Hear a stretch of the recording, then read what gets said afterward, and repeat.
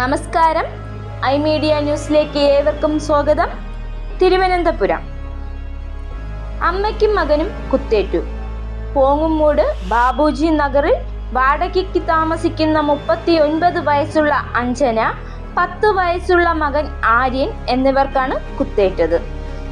അഞ്ജനയുടെ ഭർത്താവ് ഉമേഷ് ഉണ്ണികൃഷ്ണൻ നമ്പീശനാണ് കുത്തിയത്. കുടുംബ പ്രശ്നമാണ് കത്തിക്കുത്തിന് കാരണമെന്ന് സംശയം. പരിക്കേറ്റ അഞ്ജനയെ തിരുവനന്തപുരം മെഡിക്കൽ കോളേജിലും മകൻ ആര്യനെ SITയിലും പ്രവേശിപ്പിച്ചു. ഇരുവർക്കും വയറ്റിലാണ് കുത്തേറ്റത്. ഇരുവരെയും അടിയന്തര ശസ്ത്രക്രിയയ്ക്കായി പ്രവേശിപ്പിച്ചു. ഭർത്താവായ ഉമേഷിനെ ശ്രീകാര്യം പോലീസ് കസ്റ്റഡിയിൽ എടുത്തു.